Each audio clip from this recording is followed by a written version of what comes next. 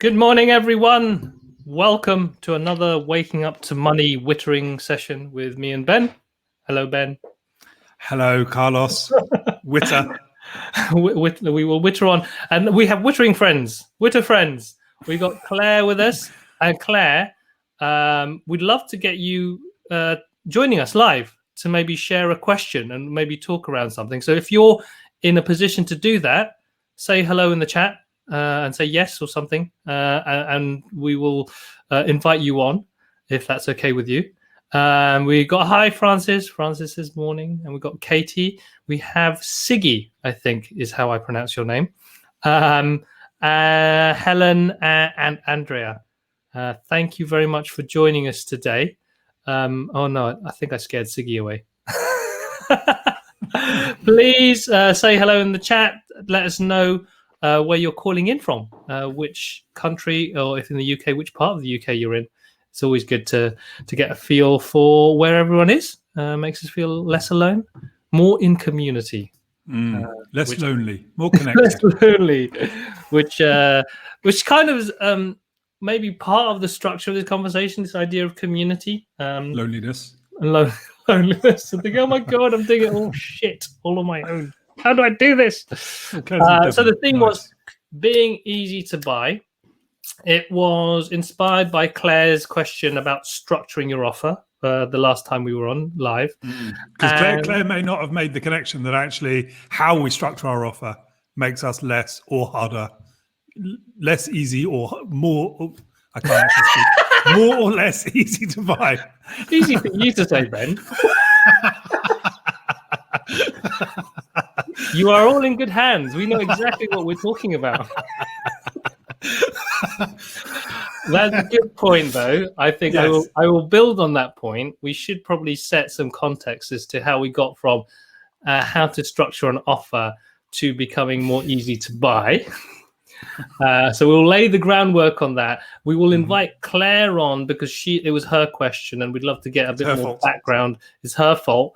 We'll get a bit more background about her question. And this is the thing that we love to do here, because at least what we talk about talks to a specific issue in the real world, rather than us talking about some theory that has never been tried and we're just trying to get other people to do to see if it works. So what we're going to do is we'll invite Claire on in a little bit, if you're ready, Claire. Thank you very much. But in the meantime, so Claire was saying, how do I structure my offer? And so what explain to us, Ben, how does that get us to this idea of being easy to buy? Well, assuming this response goes a little bit better than the kind of intro blurb, I will get us from there to there in a few simple and well-connected words. So structuring your offer and being easier to buy really links to this kind of idea of choice, and choice being critically important whenever anybody is buying something, whenever anybody is deciding about something. The human brain, which is obviously pretty integral to that whole process, assuming you're selling to other people, is not good at absolute values, is not good at absolutes. It understands things and it makes decisions about things in comparison. So the brain is always looking for comparisons. And what tends to happen a lot of the time is that we don't give choices. We don't give comparisons. And when we don't do that, we're actually kind of throwing a sort of spanner into the kind of decision-making armory that's going on between your customers' ears. So it's kind of really important that there are choices, because choices give the brain some things to compare. And when you give it some things to compare, the brain can say, I like this one, but not that one. But if you don't give the choices, then it doesn't have that comparison. And inevitably what the brain needs to then do is either just completely walk away and ignore what's being presented, or go find comparison elsewhere. So choice is really important to being easier to buy, and structuring your offers, I'm guessing, although Claire can maybe add some color to this, is around this idea of choice. Essentially, it kind of plays into that. Brilliant. So if you are finding it challenging, trying to work out how to present the price of what you do, maybe you just go in straight with the price. I had someone yesterday I was talking to, he regularly gets, he's a speaking coach, and he regularly gets people asking, so how much does it cost, without any context, without anything, and he finds the pressure to just give a price, and so there is nothing to compare with other than other people. So that's one situation that you may find yourself in, or you're writing proposals or something like that. But so if you find this kind of ideas, well, what does it mean to kind of present the value of what I do and connect that to a number that people understand, please say yes if that's something that you're struggling with, or if you have any other questions around kind of this whole pricing thing, please share them in the chat, or any comments, or even if you disagree, that'd be great. You can start a fight. Yeah, start a fight, not a physical one. It's actually interesting because I also have been wrestling with this too, the question around sort of structuring your offer. So via a community that I also help lead, which provides meditation courses. And we've been wrestling with this same sort of challenge a little bit, which is the community's actually been going for several years now. We've kind of built up a whole kind of good pool of people in it, sort of many hundreds of people come every day. And we were kind of looking at different sort of commercial models that we might sort of try and evolve and grow that to, because everything at the moment is essentially the income comes from donation largely. So people can sort of choose what they want to pay within some choice parameters that we kind of offer them. But we also kind of looking at how do we kind of evolve this? Is there, does it make sense to evolve this to a more sort of subscription-based thing, a kind of membership thing, which obviously commercially does make a lot of sense to us. But I was kind of very conscious also of something you shared before, Carlos, about actually the kind of relationship here between making kind of decisions for things because it commercially makes sense, and making decisions for things because it community makes sense, and where those kind of things come together.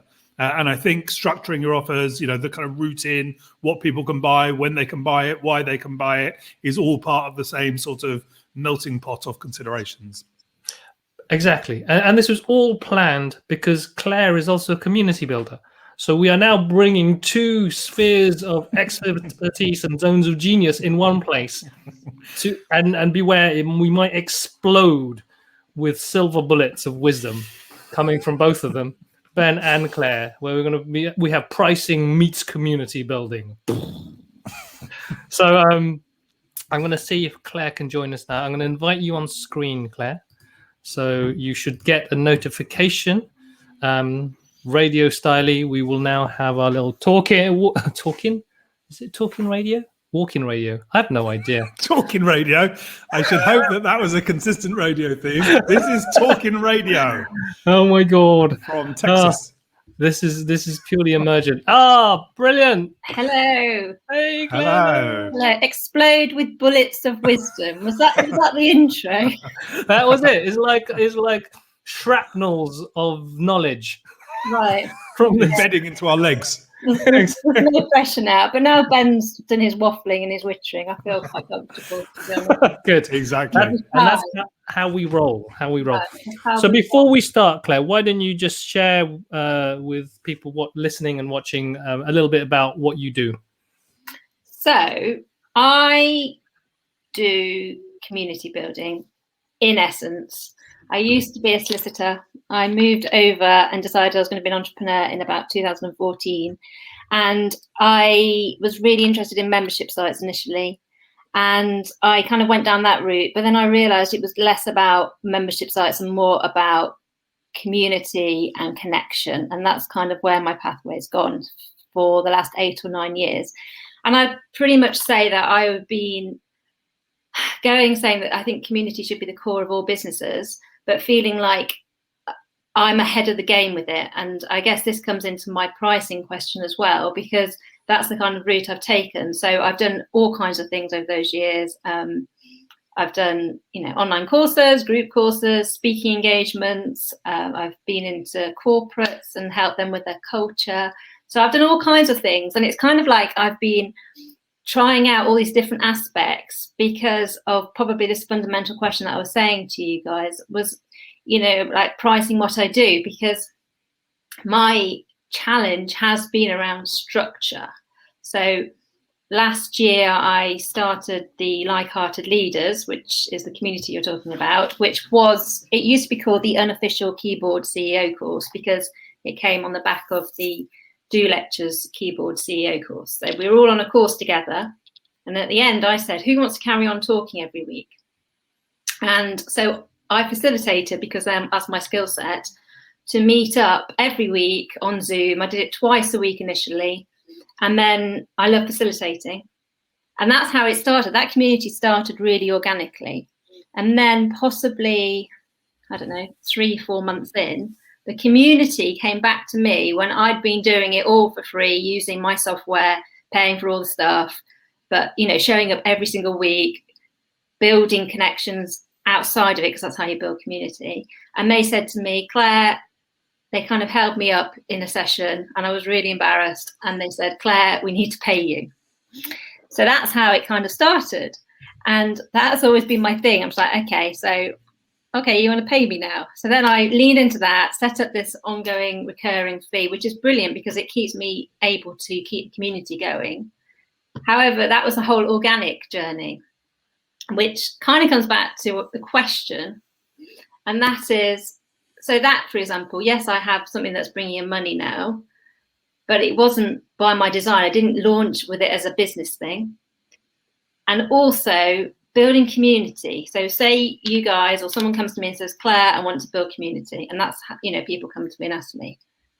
I don't have a magic bullet for it.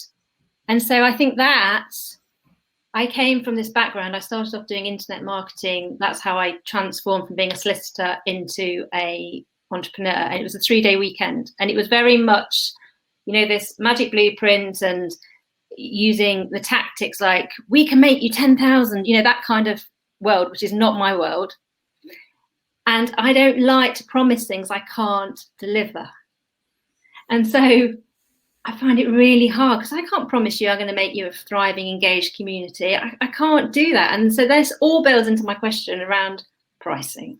So is that a sort of kind of overview that helps you? So just to clarify, I feel there's 2 areas here. There's pricing a community, for instance, like-hearted leaders. Yeah. And then there's pricing your service, in inverted commas, as someone who can help someone else build a community. Yeah. I mean, there's 2 aspects, yeah. Those 2 aspects. Okay, cool. All right, Ben, over to you. Any questions you'd like to ask Claire first? I think the first thing I'd say is, like, you know, it's the thing around you start a thing and then your customers say to you, no, we want to pay you. That's like the holy grail, isn't it? It's like, you know, I mean, that's an amazing achievement. And actually, you know, really, it kind of sort of speaks to something sort of so kind of truthful, doesn't it? You know, like, actually, because there's this little shop around the corner from where I live, and about a year ago, so somewhere early in lockdown, you know, she sells the kind of things that are sort of, you know, that basically my wife buys, and most of the other people who live around here, things for your house. But it's like she basically moved. So I live in Hove. She moved to Hastings, which is sort of down the road, and she tried to shut the shop in the kind of early part of the of the lockdown pandemic last year, and but she couldn't get out of her kind of. There was problems with the lease, and actually, while the shop was closed, there were so many kind of people around Hove who were kind of walking past. When she told everyone that she was closing down, everybody was basically kind of clamoring to buy her stuff. And it was like the most kind of, you know, how many businesses then, like what you've done as well, would kind of bite your arm off for that kind of thing, where you say you're going to close and your customers basically demand that you stay open. It's the kind of measure, really, the kind of only real measure of a commercial success. And in some respects, what you've kind of done proves the same, you know, is a similar kind of thing. It's actually, we value this so much that we want to demonstrate that value to you by giving you some money in exchange. So I think that, you know, just worth sort of acknowledging that, actually, which is a really, really impressive thing. So is your kind of question then where to kind of go with that, or is your question about something kind of broader in terms of the community side? It felt like, I think as well, there's often this other point, I don't know if you talk about this normally, but that self-worth issue with these things as well.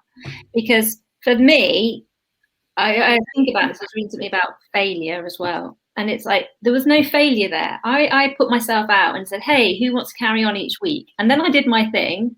And then I built this community, and then it turned into what it did. However, running a commercially viable business and being passionate about community, where it's not something that you can definitely promise results on. And also a lot of things you can follow people who've done it before because they've been doing it before. And you can kind of see how people structure things. And whereas it's not really like that with community, a lot of it's tangible. And so I guess the questions, it's about extracting the knowledge. And like, that's what it was all about, that structuring. Like, how do you replicate this model? Like-hearted leaders I'm really protective of, and it's really got a tight culture and only it's certain fit for certain people. But, yesterday I had an idea of a new sort of community that I might start. And it's like, okay, well, what do you do with that? Will people see the value immediately? And how do you, all those kind of things. So I think there is that, I don't know, it's probably someone I'm nervous. I want to be completely authentic with people and truthful, but do people buy from that point of view? It's like, people buy, don't they, because they read it and they think they're going to go on this journey, or they've got fear, or they've got greed, or, all those things. But I hate to trick people. I'm like, this is what but is that enough to move people? It's kind of a big question, I know. I mean, I think, actually people do, people, we've spoken about this before. A few things. One, you're talking about the kind of self-worth thing, and that comes up all the time in these conversations in here. It comes up on the course because that has such a big impact. It translates so directly. There's such a direct line between self-worth and what we charge and how we price and how we sell and all those things. So I think the first thing to just say is to kind of just to acknowledge that is a real ever-present. I mean, for me, what you're sort of talking about when you were talking about it in terms of, I can't sell a guaranteed outcome. It's not right to do that. I think actually, that is hugely compelling in terms of a kind of proposition, because I think to be told there is a guaranteed outcome. I know some do it in the sense of do this for 3 days and you will earn, whatever it is. There's lots of that sort of talk around. And for sure, that kind of talk does signal to some people that that's the kind of thing that they want to do. But equally, I think people know that, life, work, all of these things is art as much as it is science. And there are variables in it. And I guess it really comes down to what people are buying, what people want. And I think a lot of the times, whether it's the work that you do one-to-one or whether it's communities that you will set up, people will want to be part of it because they want to spend time with you. They want to spend time with the idea behind the communities that you do. And one of the things that we speak about in the course, and actually it came up in the context of another Do Lectures course. So a friend of mine had done the Bonfire with Soul course that they ran, first of all, last year at some point. And I was talking to him about, he said, I've signed up to the course. And I was like, that's interesting. Like, what actually is that course for? And in the conversation, he didn't initially articulate it this way, but we then came to speak about it afterwards. What he actually was saying is the reason he was doing it was an opportunity to spend time with Do, to spend time with the idea of the Do Lectures, to spend time with Duke and all of the kind of ideas behind the course. It's like, actually, he wasn't actually very concerned with what he got from the course. He was doing it because he was buying the opportunity to spend time with that group, with those ideas. And I think we mustn't ignore how important that is when somebody chooses to spend their money on something. And it might be related to community. It might be related to your knowledge. It might be related to your experience, to your expertise. But it's related to all of those things. The kind of specific what of the outcome is often a secondary thing. It's, people spend money on other people, on ideas, on businesses, which they want to spend time with. And we mustn't kind of underestimate how important that is when people are choosing to either be part of a community or whatever it may be. So I guess that's a very kind of long-winded way of saying the fact that you are not guaranteeing an outcome is both true to who you are, important from a kind of honesty selling point of view, but also it doesn't kind of take away from the thing that actually people are buying, which is the opportunity to spend time with you, the opportunity to spend time with your knowledge and your expertise and your insight. There's I think of this, there's two aspects to this that spring to mind. There's the thing about the confidence and the mixed in with imposter syndrome and in integrity and authenticity and understanding. The deeper understanding you have about the journey people can go on and how it's not a surefire thing. So this thing of like, I can't promise something that doesn't necessarily happen 100%. So there's that kind of real confidence about the offer. This is what I'm hearing. And then how do I present that in a way that makes sense, that is kind of feels honest? And I think a few things that we've been learning, and I'm learning through the Happy Startup School, is that you can sell a 7-step program or a thing to get you somewhere, but there's always a caveat, because if you don't do the work, you won't get the result. And some people want to do that really quickly because they're ready, and so they want someone to really hold their hands, and that's really valuable to them at a certain level. Some people are still trying to work out, are they ready, but they still want to start. So there's a way, how do I do this in a way that's kind of comfortable with the pace of learning that I want to do it in? Some people want to do it on their own because they just love doing stuff on their own. And some people like to do it with other people. And there's value there. And so it starts, the outcome is always the same. You can't necessarily guarantee it. So whether are you going to build a community, that you're going to have a platform, you're going to have a way to offer it. Whether you get there and that makes you money, there's so many things that are involved. So you either work it out on your own with all these resources, you work it out with a group so you don't do it on your own, or you work it out with someone sitting by you and cracking the whip. And each of those things will have a different level of value depending on the person.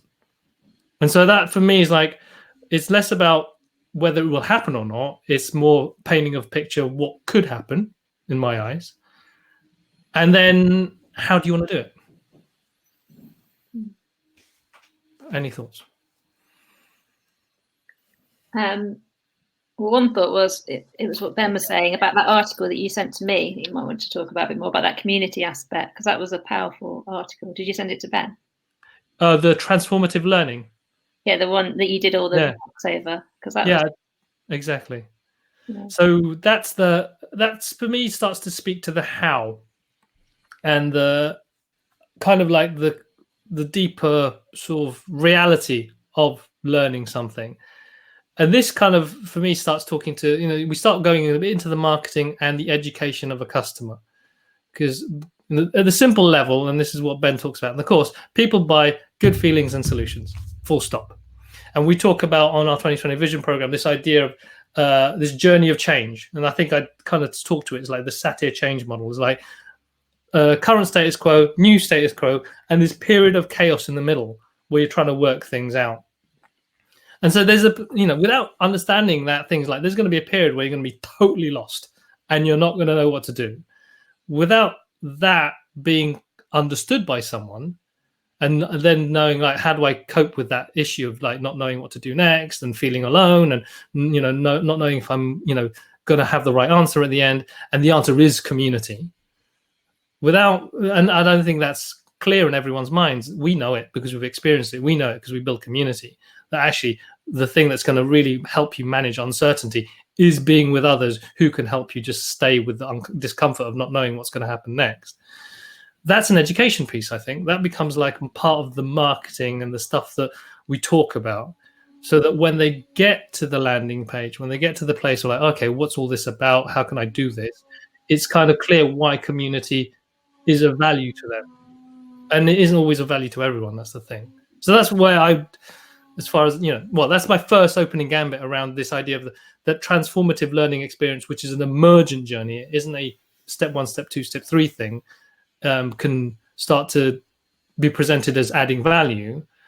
But I think a lot of people, that's one level of chaos too much. They're still looking for the silver bullets.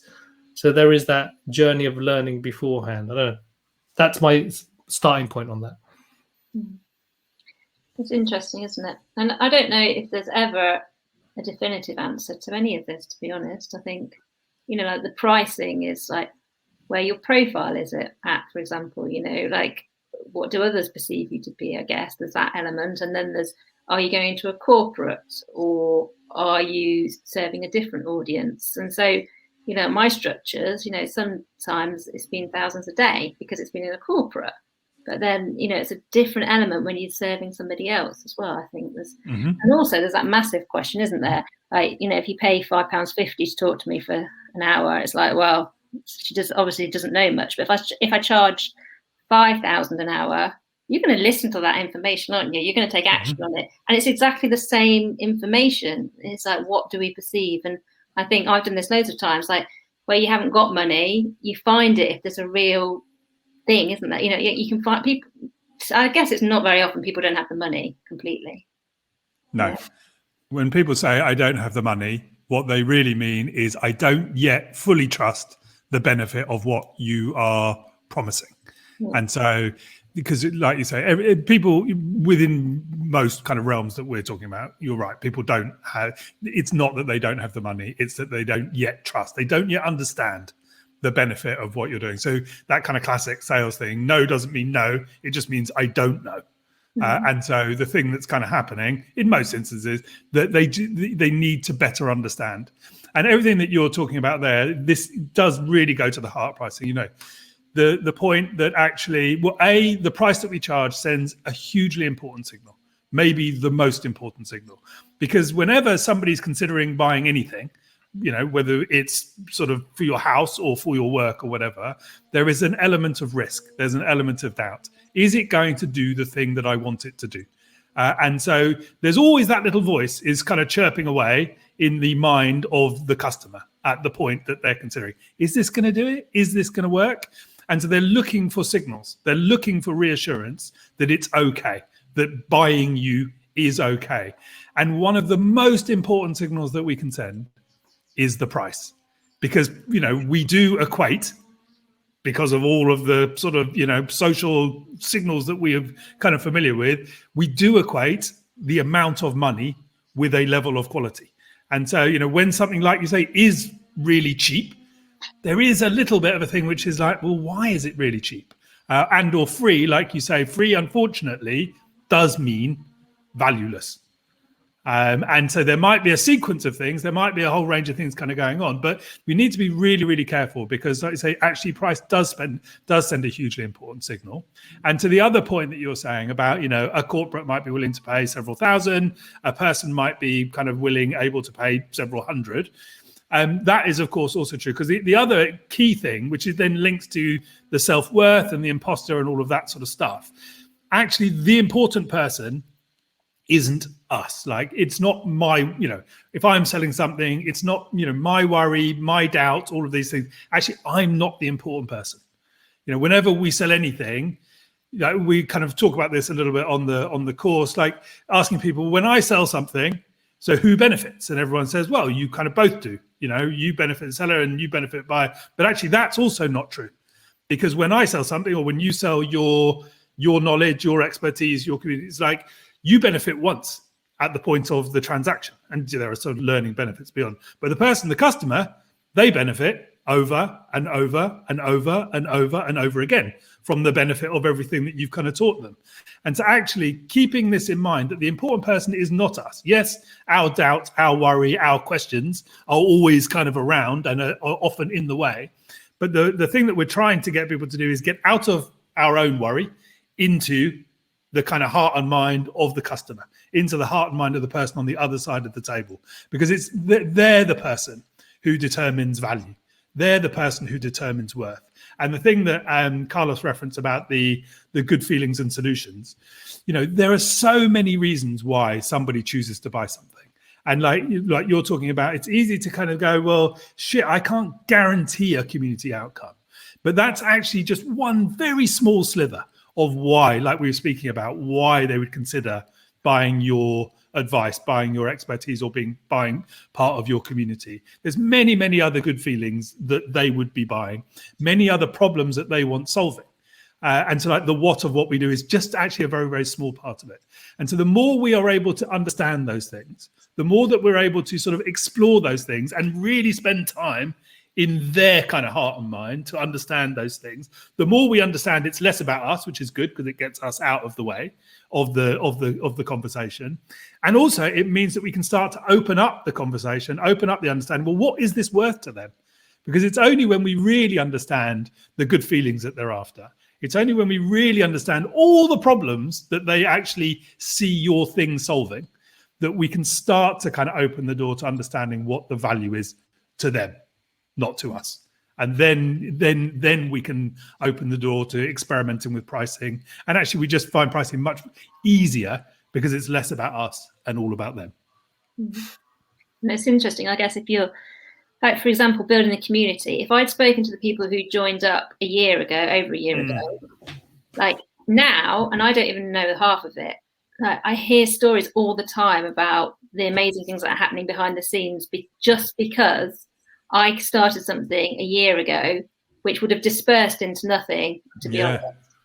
And then people, like someone said last week to me, it completely transformed her business. It saved her, like people say, and I don't even know half the stories. And I'm like, that's because I said, okay, let's do this. But if I'd said that at the beginning, like that wasn't part of the Do Lectures course, like we'll have this amazing community, and they might have said the community, but that kind of died in the Facebook group. I don't know if I don't go in there much, but like it's just interesting. It like the value has come from something unrelated to the original, and then but you want to kind of sell them on that because the impact's been profound.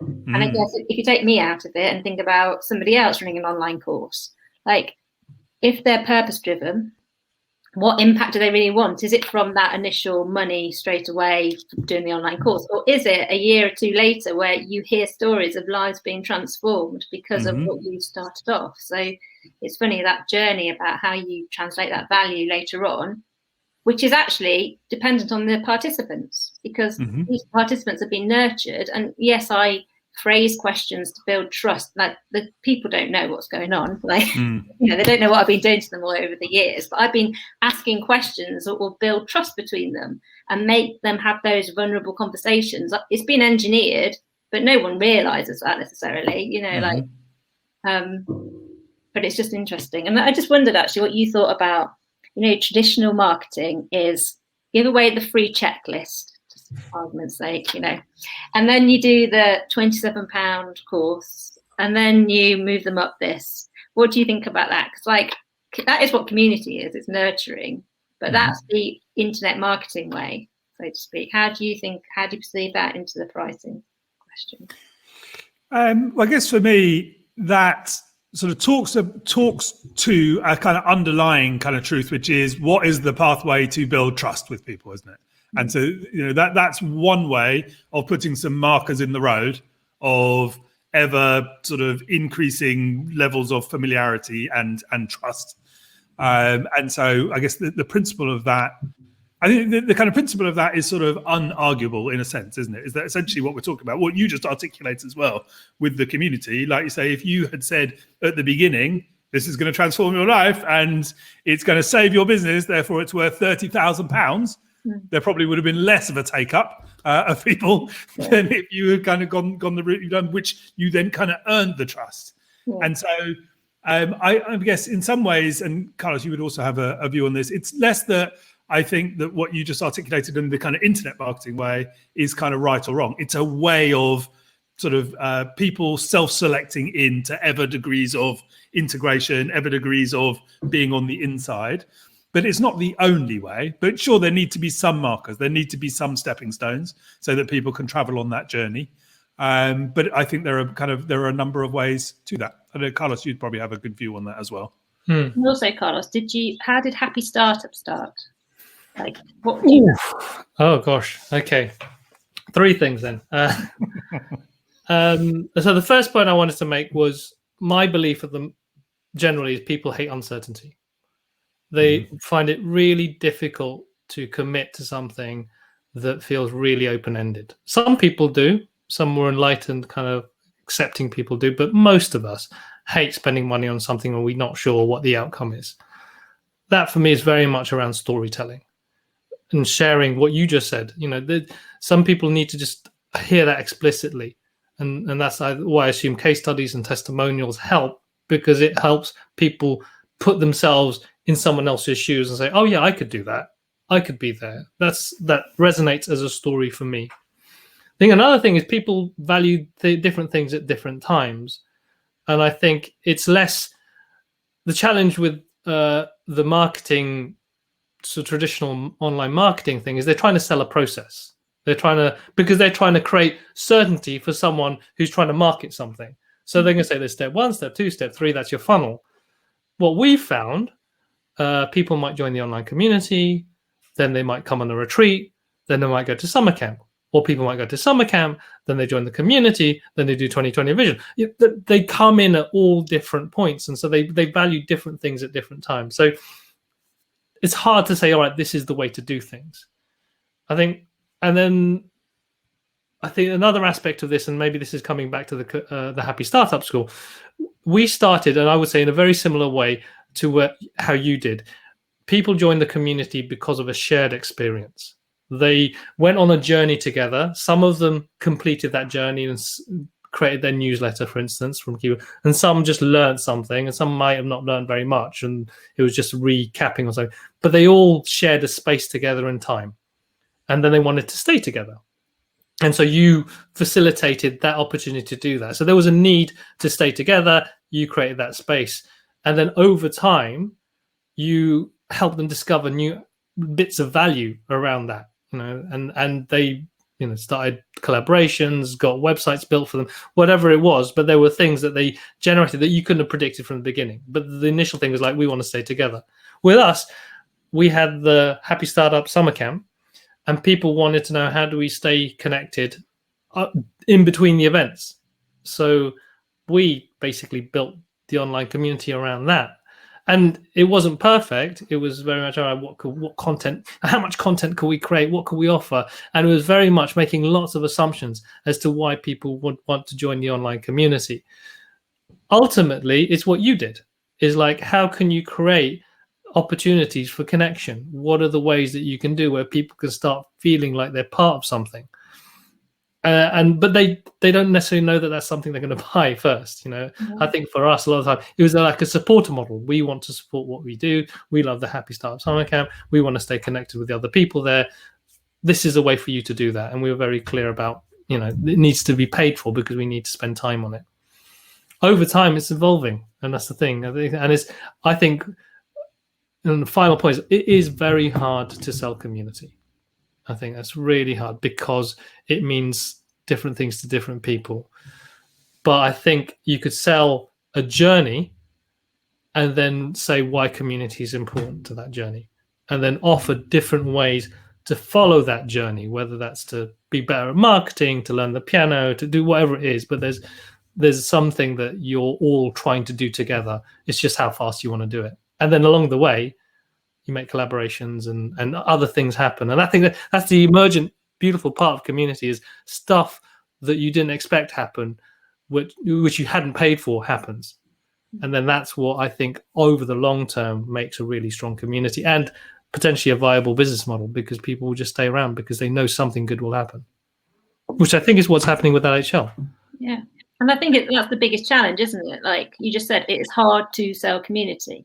And community's been my thing for 9 years. And this is where my question came from. It's hard to sell community. Yeah. Like if you're going to go and pitch it, well, can you agree this? No, we can't. And that's been the whole thing. Like now we're, as community builders and the trainings and things I've done over the years, it's like, okay, well, what are the measurable results we want to achieve? So, and then how do we track that? So it's about bringing business data, like what do we want to achieve as a business, and how can community support those goals, and what tactics we're going to use. And that's kind of where we are. I think.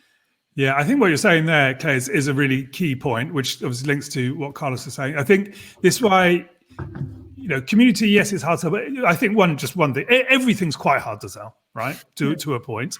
But the key thing is then, so yeah, it's kind of community is probably not the overall outcome. It's like, what is, if I'm trying to sell if I'm Claire, trying to sell my expertise, I know, I have these 9 years of experience and expertise around this.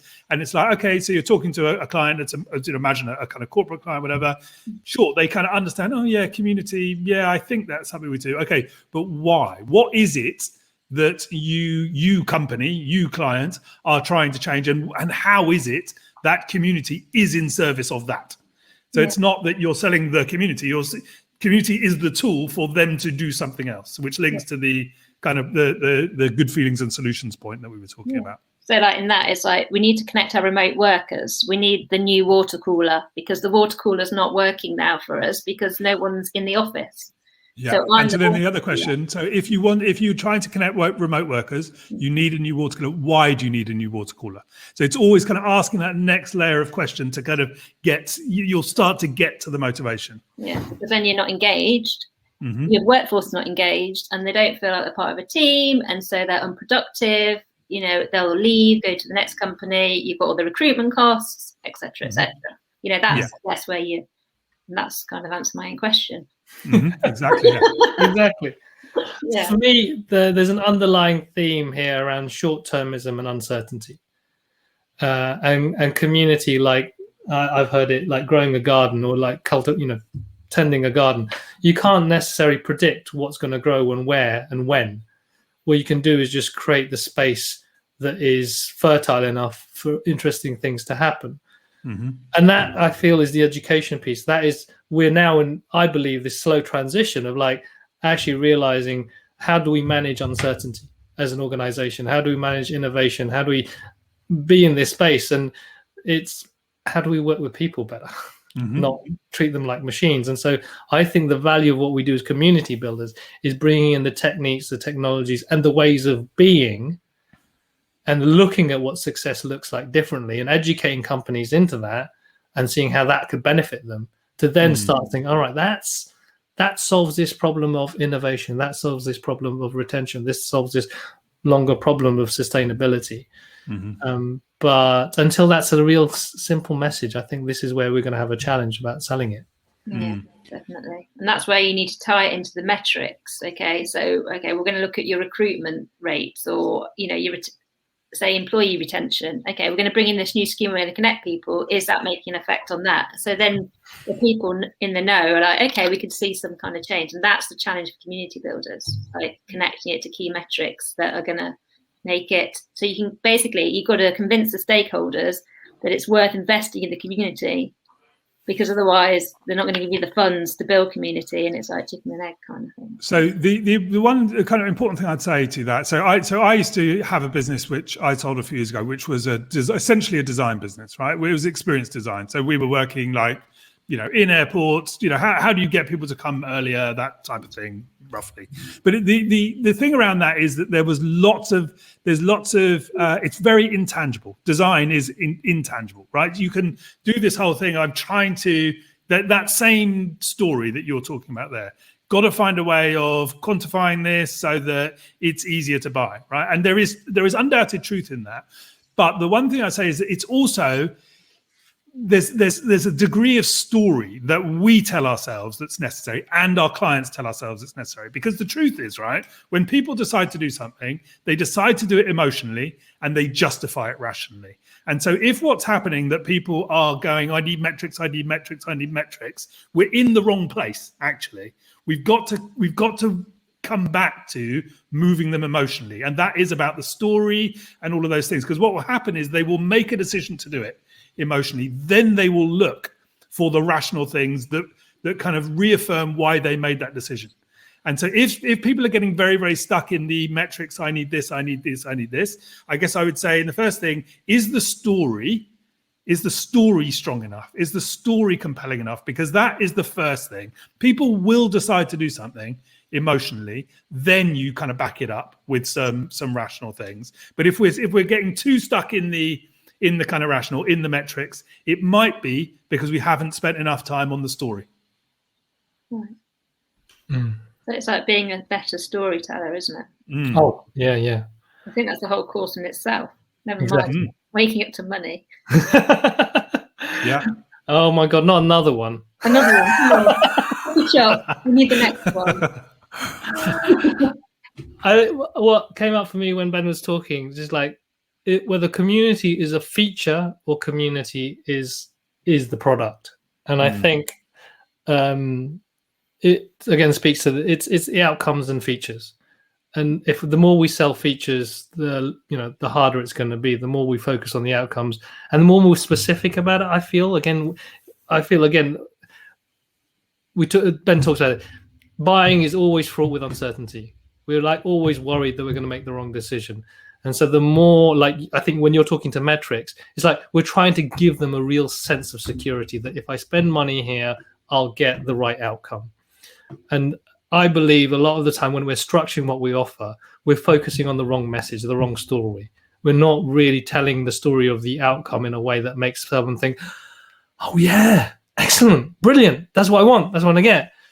As opposed to, yes, we will put together a online platform using Slack and we will have these conversations once a week, blah, blah. It's like, it just becomes details and it's like, I don't know even if this is going to work. As opposed to, we will make your place one of the best places to work where no one wants to leave. Yeah, that's what we want to try and do. Is that what you want to do? Great. All right. These are ways I think we can do it. That's powerful. That's like in a line, powerful. That is. Yeah. And I think that's for us, that's for me, what I've learned from Ben is like, actually stop getting bogged down in like cramming loads of stuff in. It's like, what's that core story? And how do you get that story out of people that they're really telling themselves? And the cramming in goes back, I think, full circle to the self-worth issue. It's like, I'm going to give more, I'm going to give more and more and more and more, because then you'll think I'm worthy. Whereas actually it's a key of taking things away and going, no, I'm confident I can do this. Yeah. And then it's all the stories that you tell about culturally. And like last week I did the community management Facebook accreditation thing because I got the opportunity to take the exam. And I took this exam and it was like very Facebook thingy and blah, blah, blah. And I didn't really do any revising for it because I was like, well, I helped Facebook kind of create this. But anyway, they've got their way of asking it. So I get this fancy badge. And I'm like, I don't need the badge. But, people will probably think she's got the badge. She must be great, da, da, da. And, like when you look at the questions, I'm like, well, is this really about community building? It's just them going through the Mark Zuckerberg things. But I got the fancy badge. And I get that for 2 years, apparently, and then I'm not allowed it anymore. But for now, I've got the badge, and it's just all of this is stories, isn't it? It's like I think it's really the fundamental of pricing of everything. To be honest. Yeah, the signals we send. Yeah, and I think the thing that one thing I just wanted to kind of pick out for what you just said there, the importance of taking things away, not adding things in, is such an important thing because just distill down to that kind of essence of the bit that you are brilliant at.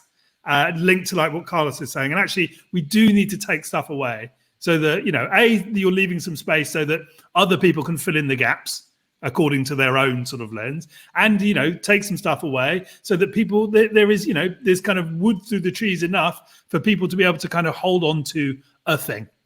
This kind of more is not better, most definitely not. Awesome.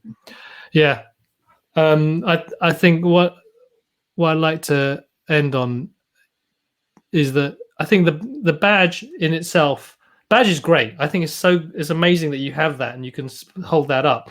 But when people just think it's about the badge, that's when they're in trouble. When they think I'm going to sell my Facebook badge, as opposed to I'm going to help you keep all your best employees with you for the rest of their lives.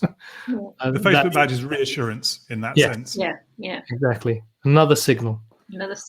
So, wow. I didn't know I was coming on. I've been on for ages. Time flies. Thank you very much, Thanks Claire. for having I really me. appreciate you joining us and just sparking this conversation. You take care. Thank you so much. Thank you. Thanks, Ben. Thanks, Carl. Bye-bye. Bye. Wow. Gosh. Didn't expect that this morning. That's awesome. That was great. Really good. Great. Okay, well, final words. Any final thoughts, Ben? No, nothing very useful other than having a real conversation. Not that our conversations are not real, of course. They're all very tightly scripted. Having other real conversations based on sort of real problems is really, really good. Very enjoyable. So, no, nothing to add other than appreciation for that. Brilliant. I think this is where we enjoy doing this stuff the most, when we get to actually talk to someone and just dive into some ideas, and then they go all over the place. And like we started off about being easy to buy, and then we start talking about confidence and imposter syndrome and selling community and just all of these other things that I think kind of put some color onto this idea of like, okay, how do I communicate? to these potential customers so that they feel like they're making the right decision. Because I think that's what we want. And I liked what Claire was talking about there, because she is an example of someone who understands it isn't, there's a mission around there. There's something, a human aspect to what she's doing. She isn't there just to make loads of money. She wants to use, she really understands the power of community, and she wants to make that happen. But then having that commercial element into it, how do we then, this is a beautiful thing, this helps people. How do I convince, in inverted commas, how do I tell the story that this is something that's going to help them in whatever outcomes they're going to create? And then committing to that. Next, in 2 weeks' time, we are going to have Rosie Robbins, who's volunteered to join us. She does translation and localization services. So she sells her knowledge. She sells her expertise. So it'd be interesting to hear what questions she has. So if you're in that space, you are a knowledge worker, I think they're called, then join us. I'll share the link and I'll ping it out on our newsletter. So if you are interested in these Waking Up to Money sessions, please just follow us on Crowdcast, or go to happypricing.co, sign up to the newsletter, and you'll get an alert anytime a new session is being or has been set up and is ready to go. So, and tell your friends. Tell your friends, please. Yes, if you know anyone who's struggling, not just with the money stuff, but with this idea of like, how can I create more ease in my business? How can I make more money with less fear and less effort, and still feel like that's a good thing rather than that's a bad thing? And if that's a challenge, we want to work through that on these sessions. And then if you want to take it a next step and actually work on the tactics and strategies and make an impact on your business, we're going to be doing a new Happy Pricing course probably in autumn. And at the moment, Ben is taking 6 amazing people through a coaching program where they're really trying to embed these ideas in their business in the real world and make those changes. So we're here to help and have fun and witter. Never. All clear. No unnecessary words. All necessary, all valuable at some point in your life. Maybe not today, maybe not tomorrow, maybe not next year, but potentially sometime. Remember, their usefulness will come back like exactly. A seed of good hope. Excellent. You take care, Ben. You too. Thank you, everyone. You have a great rest of the week. Bye-bye.